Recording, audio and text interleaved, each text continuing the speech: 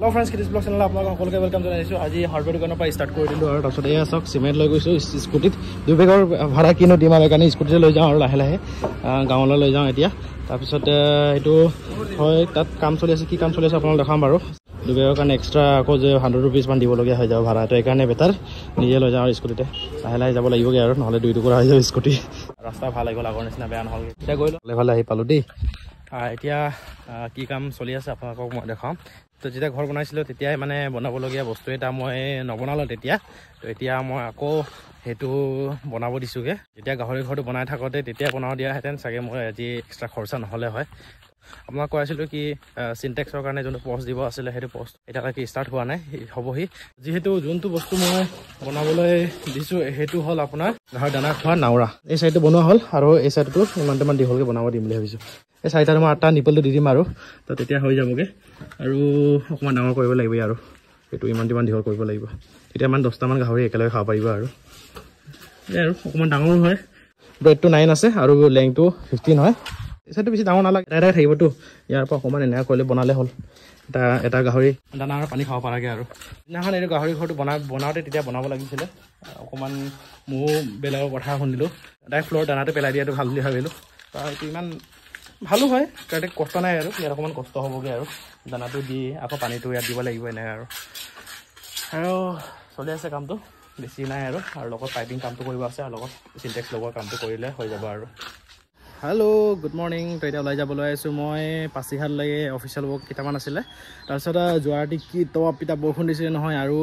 এটা কাৰেণ্টও নাই মানে কি হয় বৰষুণ দিলে আৰু ধুমা আহিলে আমাৰ ইয়াত কাৰেণ্ট নাই আৰু তো বহুত অসুবিধা হল আজি ৰাতিপুৱা মই গমে ফাৰ্ম আছে ফাৰ্মতো পানী লাগে সফা কৰিবলৈ কাৰণে তো বন্ধৰ পাছত আজি পাছিঘাটলৈ যাম অফিচিয়েল ওয়াৰ্কৰ লগতে ডাইৰেক্ট ফুৰি আহোগে বুলি ভাবিছো এতিয়া গৈ লও বেছি পলম নকৰো চাই থাকিব ভিডিঅ'লৈকে তো যোনটো অফিচৰ কামৰ আহিছিল সেই কামটো ধুনিয়াকে হৈ গ'ল এতিয়া আমি অকমান ফুৰিব গৈলো ভাইতে কিবা এটা খাই আছিল বুলি কৈছে মই অফিচৰ কামটো কৰি আছিলো আধা ঘণ্টা টাইম ললে ওলাওতে মানে 1:30 হৈ গৈছে তো লাহে লাহে হতে মানে এতিয়া সময় হৈ গৈছে 2:30 তো এতিয়া গৈলো আমি অলপ ফুৰিবলৈ আপোনাক দেখাই আছো ধুনিয়া দৃশ্য একদম so beautiful so elegant looking like a wow টাইপৰ জায়গা এটা দেই ফাৰ্স্ট এই ভাই লৈ আহিছিল ইয়ালে বহুত ধুনিয়া জায়গা হয় ইটস লাইক এ হেভেন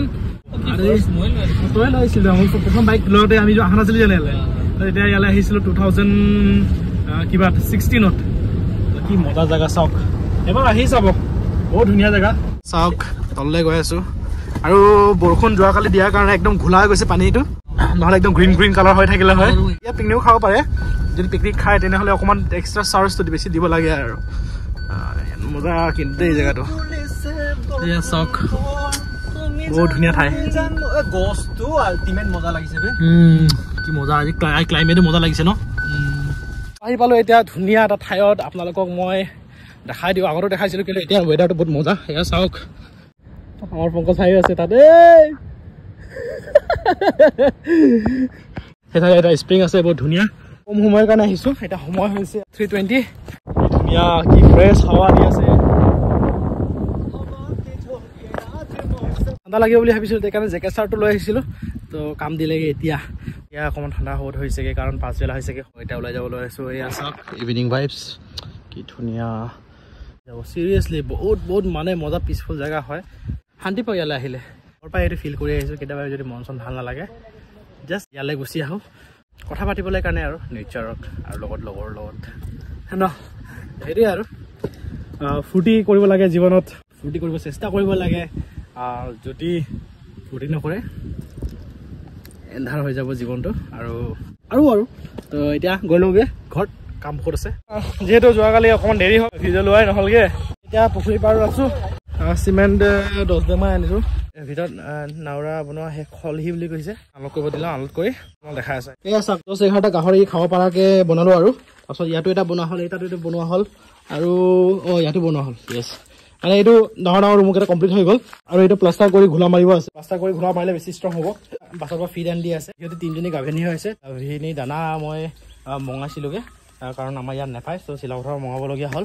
এতিয়া ইয়াৰ পৰা গৈ দানাটো ৰিচিভ কৰিলোগে আজি দিনটো ইমান এটা ভাল নগ'ল যেহেতু আজি মোৰ বৰ্তা এজন ঢুকাল তো সেইকাৰণে আৰু ৰাতিপুৱা খবৰটো পালোঁ খবৰটো পাই খুবেই বেয়া লাগিলে সেইকাৰণে অকণমান মুডটো ভাল নাই জন্ম মৃত্যু বিবাহ বোলা বস্তুটো কোনো ক'ব নোৱাৰে আৰু 2-3 দিনৰ পাছত সকাম আছে তিলনি তো ইমান আৰু আজি ভিডিঅ' চাই যদি ভাল পাইছে লাইক শ্বেয়াৰ ছাবস্ক্ৰাইব কৰোঁ bye bye and take care